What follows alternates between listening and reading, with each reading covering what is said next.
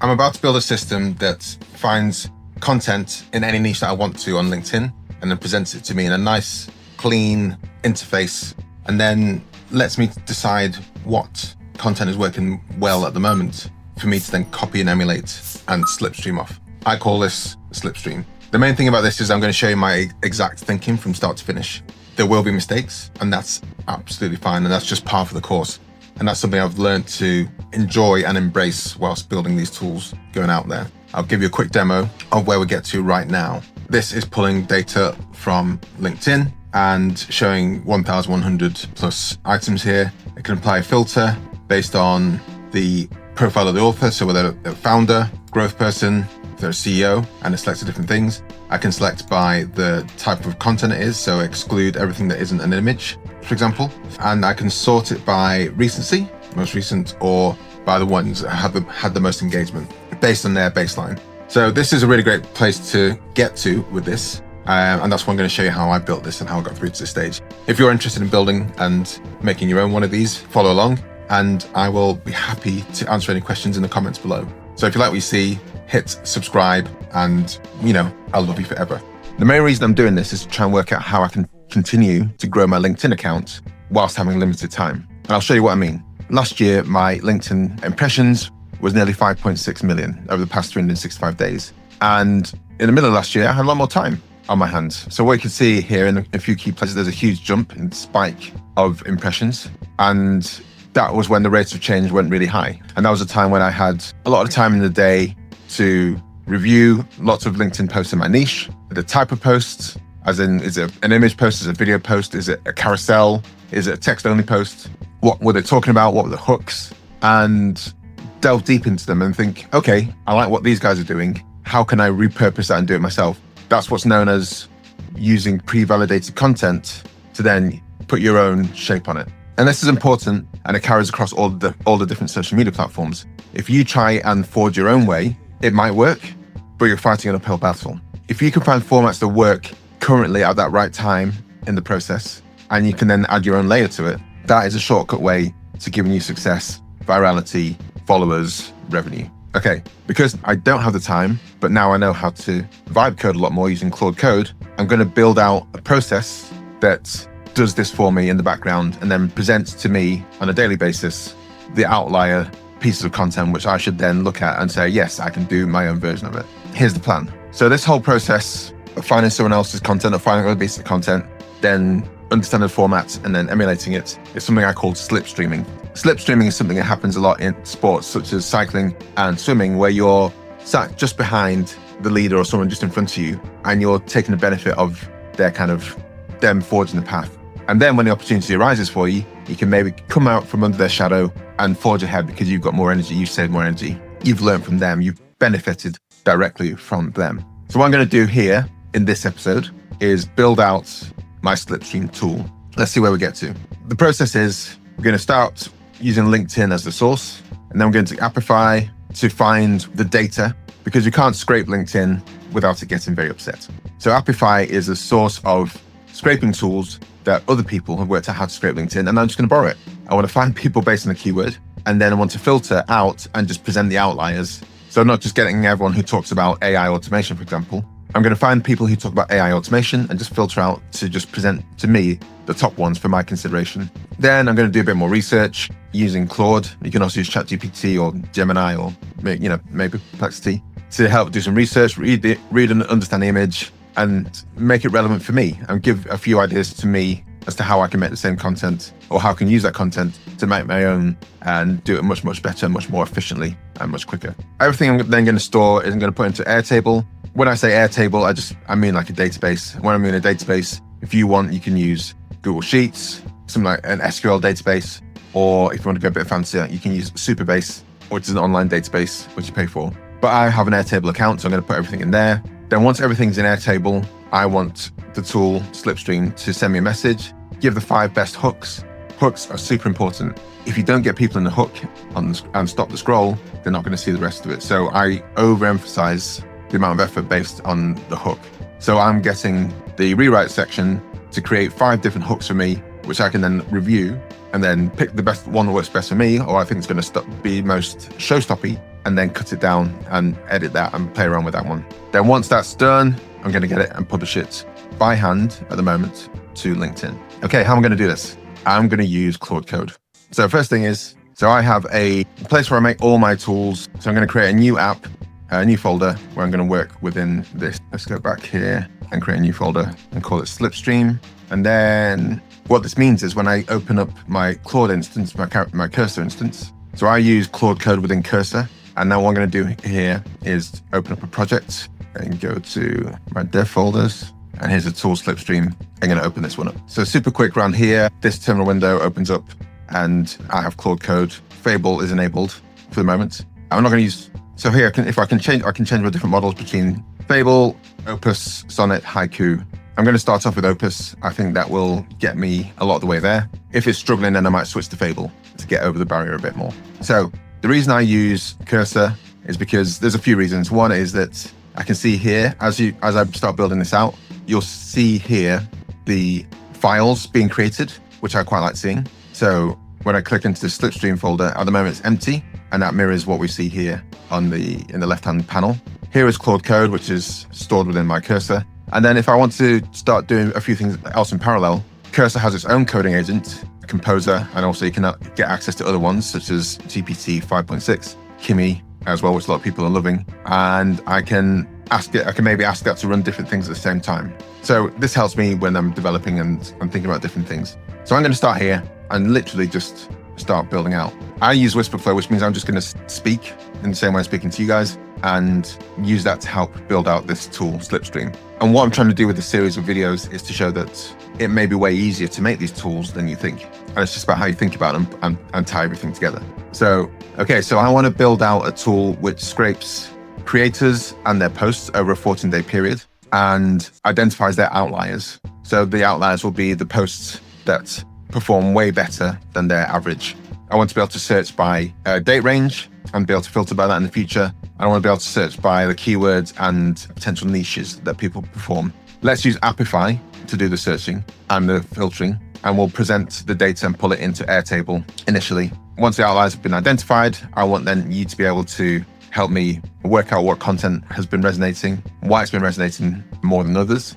So pick out and filter in the future the different formats, whether it's an image post, video post, carousel post, text only, for example, and understand whether it's a top of the funnel, middle of funnel, bottom of funnel type post, whether it's a standard post or if it's a lead generation post where people might say, comment, deal to download or get a link, for example. I want to think about all these things in the background whilst this is being built out. So first thing is let's find some Appify actors that we can use and let's decide which one is best on a cost per use basis and based on reviews. That prompt's going into there, and what this is doing is going into Appify, which is a place where you can find a lot of scraping tools here. So I'm just going to type in LinkedIn. So you can do this manually, but also Claude can do this for you as well and help determine what is the best one for you. Here's a few Appify LinkedIn scrapers already. Job scraper, profile post scraper. Each of them has got a number of users, it's got a number of reviews, and each of them will have their own different pricing model as well. So what I'm looking for ideally is a tool which I don't have to pay a monthly basis for. I use a credit-based system, so every time I scrape, then I pay a certain amount for it. That just helps me to understand the costs. So if I don't use it one day, then I don't pay. If I use it loads one day, then I pay quite a lot. And I think that's fair. Okay, let's go back to Cursor and see what it's found. Okay, it's thinking. So this is good. It's giving me a table. So already it's working because here, if I go to the Appify store, I'm presented with 8.5 thousand actors. And I'm scrolling down. They're all to do with LinkedIn. I don't know how to navigate that. I know how to navigate it. It'll take a long time. But using Claude, it's bringing me a list of its favorites. So sorting them by the price. So this is $1.5, $1.5 per thousand posts. So it seems like the cheapest at the moment. The rating isn't as good as the one below. It's got quite a few users. It's got 25,000, nearly 26,000 users, monthly active users, but it's got nearly 8,000 monthly active users, where the next best one has got 2,000. So that's interesting. 100% success rate, no cookies, which means I don't have to log in using my own account, which is great. And it does a date filter. So for me, this LinkedIn profile post one seems like the best one. And then a combination of this LinkedIn post search tool as well. So it's recommended the best one. It's a combination, and I'm going to go with it. Then it's giving me the reasons why I should choose this. Okay, awesome. Yeah, let's build this out. LinkedIn first, and then maybe we can see about building out to other platforms. What is the next step? Let's use the Harvest API source that you recommend. Okay, so it's building this out. So this stage was Apify, and that's so we know what tool we're going to use within Apify now, and now we're going to start wrangling that data a bit. So now what we're thinking about is, how do we identify an outlier? And there's a few things I want to do here. Limit the cost. So I don't want to pull a year's worth of data when I don't need to. Speed, make it really quick, and also not overwhelm me. And also a key thing with a lot of algorithms, whether it's LinkedIn, TikTok, Instagram, whatever, is that their algorithm changes all the time. So if I'm finding data from a few months ago and content from a few months ago, that might not be resonating at all. So for me, it's better to have a shorter viewing window and pick out the things which have popped in the last few days versus having a super long window and identifying things that popped, a few months ago, a year ago. So I'm going to limit that search to 14 days. And then what I want to do then is also think about how we identify or classify an outlier. And what's really important here is that you have to think about the baseline of followers that people have on whichever platform. So if I go into LinkedIn and I'm comparing a creator that has 1,000 followers with one that has 100 followers, and so they both have a post with 1,000 likes. For me, I'm more interested in the post that comes from the guy or the person or the creator with 100 followers, because that is way more outside of the norm than for the creator that had 100,000 followers, which might just be a run of the mill. It might be a bad day for them. So I want to identify these smaller creators that have had an excellent day or an excellent post, and that will give a better indication as to what's going on the platform. And then, so I'm going to go for option B here, which is a 14-day window for everything. So let's start off with B and then build out. Hey, okay, so let's start off with version B, because we want to make sure we have a recency piece here, and we want to make sure that we're getting the latest info based on how the algorithm is performing, and prioritizing and building out a 90-day window, rolling feedback window wouldn't help. As we go along, let's definitely add all the data to a database so we can look back. But for the first search and the first scrape, and as we're learning, let's just stick with a 14-day scrape. Then let's also think about what we identify as an outlier, what we feel as an outlier. I don't want to think about the names of the creators. I want you to go and find out creators based on the keyword or keywords that I give you. I want to be able to give a range of keywords, and also I want to be able to exclude keywords as well. So if I say content marketing, not AI search, for example, I want to build that into the dashboard that we use as well. Okay, and we are back. So we're just going through how we're going to identify an outlier. We can exclude keywords natively, which is great, which is what I want. And it also has pulled in the content type specifically, and also searches keywords in the author's profile. So that helps with the niche, which is really interesting here as well. This is where we're going to try and define what an outlier is. And I'm going to try and explain it as easily as possible, as succinctly as possible, because this is where it can get a bit murky and hard to pass, hard to understand. So first of all, the post age is something we need to consider. So a post that's only been going for 10 hours might not have finished getting all of its stripes, all of its engagement together. So we shouldn't exclude that one straight away. So we need to have a minimum floor for engagement of interest. So specify that floor of say 100 likes, because what will happen is if a creator, someone who posts to LinkedIn, posts and they typically get 2 likes, but then one post to get 20 likes, that's a 10x times engagement. And using this algorithm, using what we're setting up here without having that kind of a floor, means that those kind of creators would get surfaced where it would have been a really nice post for these people, but I doubt that would be a breakout post specifically. So we want to filter out that noise, and we also want to make sure they've had a minimum number of posts within that posting window. This is suggesting 4 scored posts in a 2-week period, just again, so we're filtering out the baseline. I'm going to say 7, just so again, we're filtering out a lot of noise in the system. So going to be a bit more stringent to start off with. Then it's come up with a scoring formula. Great. I'm not going to read this now, but hey, we've got a formula, we've got a system, and then I'm sure we'll be able to iterate on this going forward. Then it's asking me, how do I want to flag the outliers specifically? Modified Z-score, very statistical. If you're a statistician, you'll love this shit. Top end per creator per window, but multiple of the creator median. So if it says an Airtable, this is 4 times, 5 times, 10 times what the creator normally makes, then this is something we want to take note of. That's what we're going to use. Hey, so this is great. I like the using Formula A version and an absolute floor I would say the floor needs to be something like an engagement of 100. And I feel that what we should do is have the number of posts in that window being at least 7, just to, again, filter out any noise. Okay, so it's going away and building that. I'll be back to you once it's come back. So it's come back and said, okay, cool. I agree with what you're saying because you're awesome. But then also it disagrees with me. It says, yo, we can't use Airtable because it's going to be pulling a lot of data and Airtable can't cope with that. So I think that's fair. I know that's fair. So what it's suggesting is to use Supabase to start off with. The problem is Supabase costs money. Well, there is a free tier, but I'm already using way more than my free tier, so I'm starting to pay for it now. But you can certainly, if you haven't used Supabase at all, Supabase is awesome. Go to supabase.io, I think it is, supabase.com, of course. And you can get started for free and get quite a lot for it. Supabase is really cool and you can connect with it. I'm not going to do that now, but what I'm going to suggest, I'm going to ask Claude is to say about using a different database.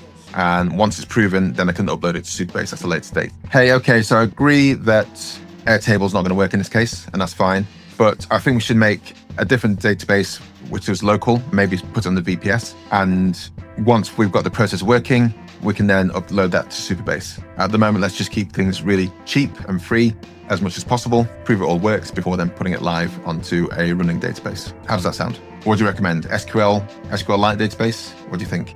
What form of database is going to port most easily across to Supabase? So whilst I was thinking about that, I mentioned VPS, which is basically a computer in the cloud. And I've got a few things in there. The main reason I have a VPS system is because I want to be able to close my computer and for the tools to keep on running in the background. So I use Hostinger. I do have a link for Hostinger, a referral link for Hostinger. So which means if you use it, you get a discount off the use. I think you ordered like a couple of weeks free use to try it yourself. So if you come into Hosting and log in, then you can go to VPS. I've got this VPS running here. I'm not going to show you. So I've got VPS running where I store a lot of my things. And you wouldn't have this. You just have nothing. And you can click on Get VPS to get yourself running and start it up. So what I'm going to do here then is create my database and store it within that VPS. So there's always access to it. And it can run in the background without me being at my computer or having the laptop on. Now it's come back. Good instinct. Thank you.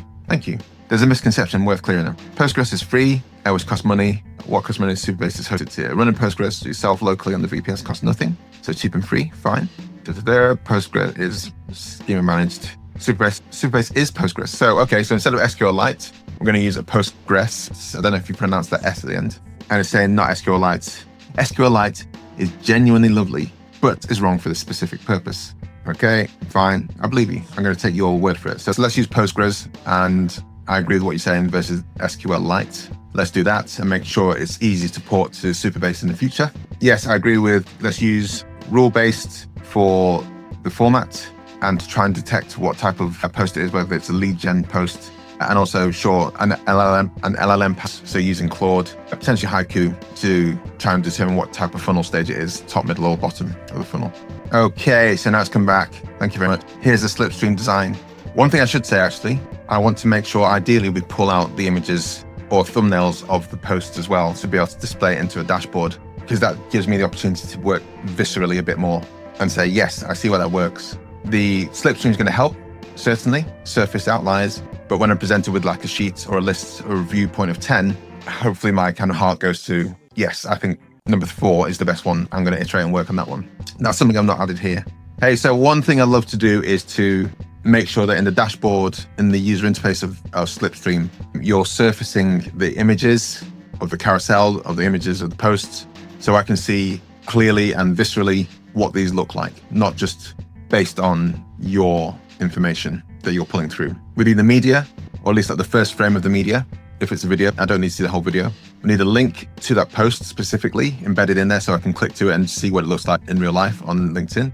I also need the text of the post as well. So we'll be able to parse that, understand the hook, break down the hook, and work on that as well. And I say this now because it's come back with a slipstream design, which is talking about discover, filtering, expanding. So I think that's really a good point to include that now. So we've got the overall design, what the schema, what the database is going to look like, and overall cost as well. So that basis of $6 a month, let's work out how to keep that even lower. One thing we should definitely, if we are trying to keep a track of creators that we find, if they've only had one outlier over a period of time, we need to stop tracking them because that might have been a clear one-off.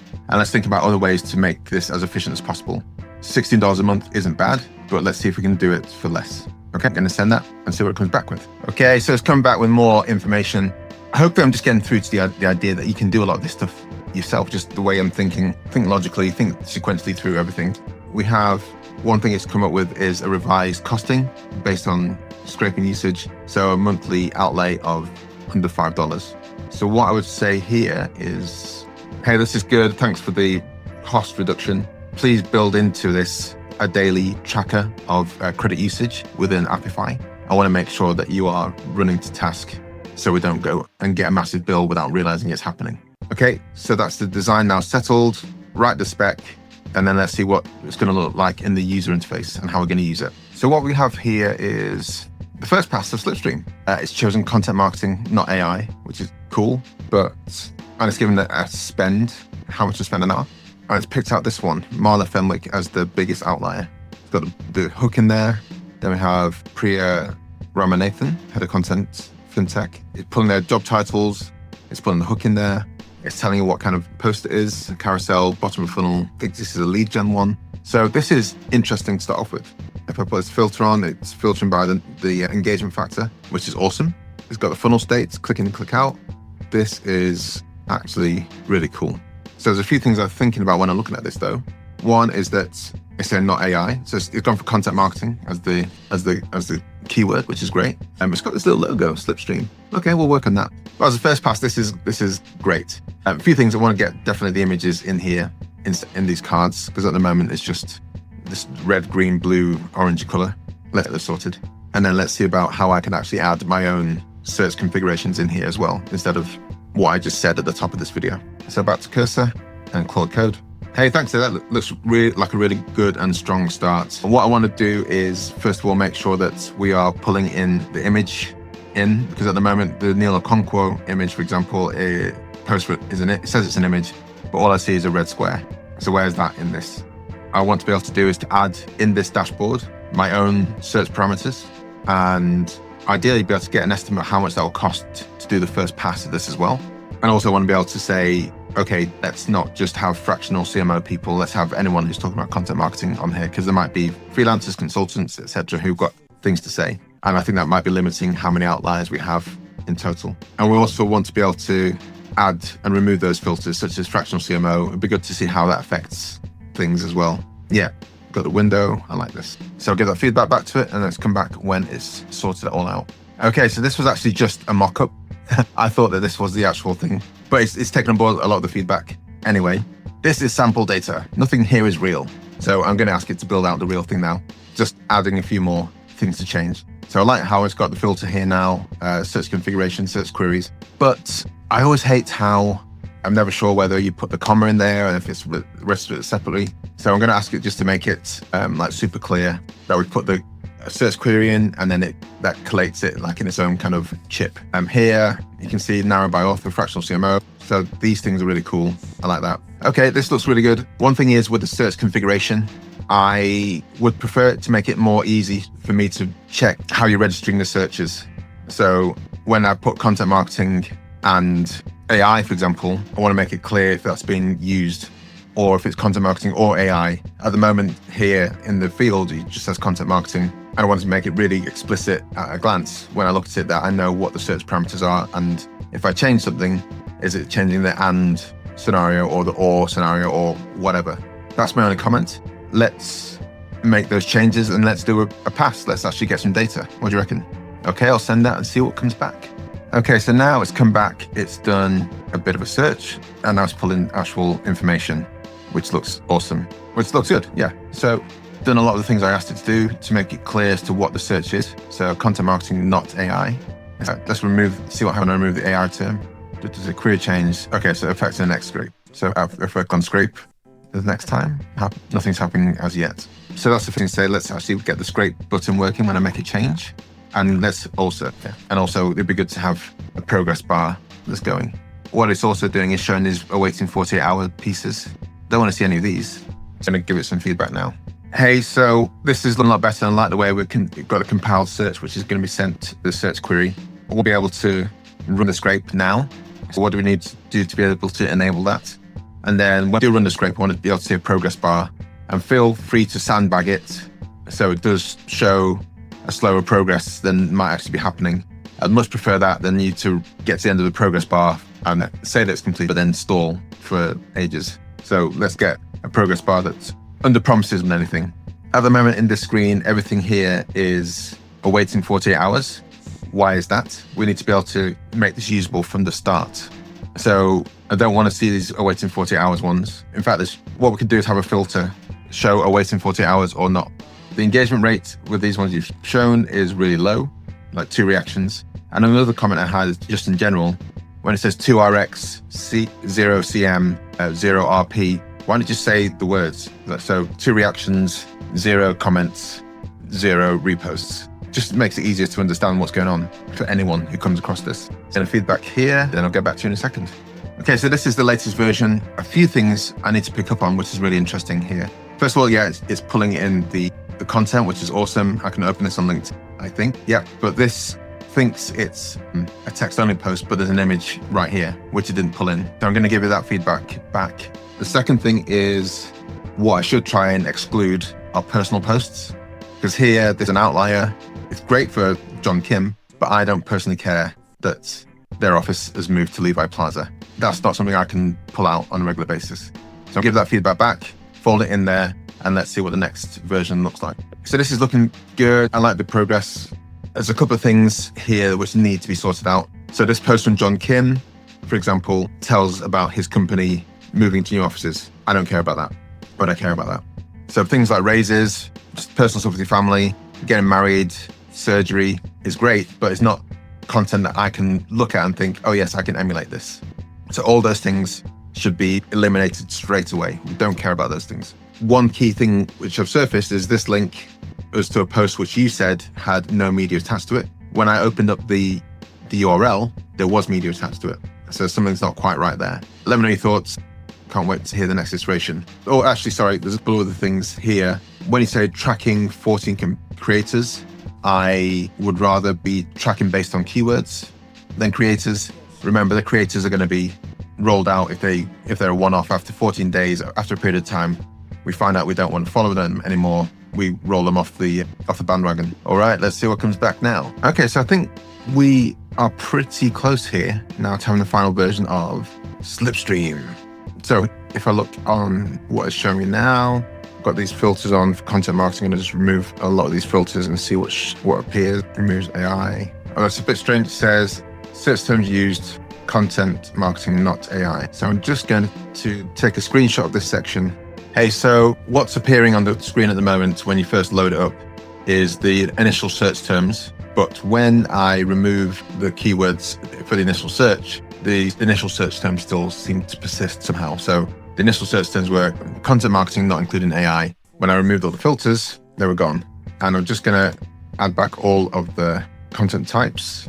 And now we have 136 items showing of postal content. But to my mind, if you remove all the filters, it should go and show the full 1,175. But at the moment, it's just showing a maximum of 136. I'm going to add posts waiting 24 hours, adds a few more to it. So it's not clear where the filters are going. So there's some kind of hard filter in here, which I can't put together. I'd love you to work out what's going on. And then I'd like to also maybe clear this where it says search terms used. I think that should also be cleared. Remove any of make it so it says no filter, everything showing there as well, just to make it sure and apparent to me that any search term has been fully removed. Now that was kind of a garbled prompt, but that's one of the things I love about Whisperflow is that you can just speak off the top of your head. I'm not that eloquent, I'm not like Eminem speaking off the top of the dome, but it's just nice to have that kind of stream of consciousness happening sometimes. So let's see what happens when it goes away and comes back with hopefully the final. Okay, now it's re-rendered and come back. It made this rather ugly section in the left-hand side, where it kind of does a breakdown. Well, it's done a breakdown of what type of content is there. But what it has done is removed that, hopefully what was confusing section, and added this button, which might not be super clear, which will show every single thing. So at the moment, I'm showing 25 cards based on the filter that I've got applied at the moment. I'm going to click on this and hopefully it'll show everything. Yes. So if I show everything and then I can sort it by the biggest multiple, which is what it is at the moment, or by the most recent. Yes. All right. Most engagement points. This is looking good. All right. This is a great point. I can still iterating on this and working on it and massaging it and molding it into what I want to do. This is a fantastic place to get started and use this as a basis. I've got the hooks here. So now I have this system. If we go back to the pipeline, I've got the filter, got the outliers. What I need to do now is work out how to rewrite it. I think that's going to go into a different video, but I'm where I got to now. And it's a much stronger proposition than what I thought it was going to be initially. See you in the next video. Thanks so much for watching along. I didn't get as far as I initially wanted to get to with this. I had to prompt it and prod it and poke it a lot more than anticipated, but that's just part of the course. And I think that's absolutely fine. But I've got to a stage where now I can see the content coming through and I can filter it and I can play around with it. The next stage will then be to write it. And that's one thing I've just learned to embrace and, absorb as part of doing this. I could never build this out before. So the fact I can still build this out, this kind of content out, this kind of tool out over the course of a few days is absolutely mind-blowing to me. So I'm not ashamed of where I've got to right now. If you enjoyed this, please do follow along. I will be carrying on this build in the next days and weeks, and I will be posting it here. If you want to find out when the next build happens, click on the subscribe. So just to remind you where I'm going to try and get to next. So we've got to here, we've got the details from Amplify and we've got the outliers on the screen. The next thing is we've got some research and we want to then understand what's working here. So we're going to pull in, I'm going to use Claude to absorb and understand the images, the assets, the content, and then put it into an Airtable and then give me like feedback as to what's working and give me some ideas for posts, starting with the hooks. And that's going to then drop that into Slack to me to give me a message, hopefully on a daily basis. So here's some content ideas based on what's working in the past few days. If it does that, that'd be absolutely amazing. Then I'll go ahead and push it by hand, publish it by hand to LinkedIn. All right, stay tuned. Like I say, like, subscribe, put any comments in below. If you've got any ideas how I can make this better, please do. And I would love for you to subscribe and tell your friends.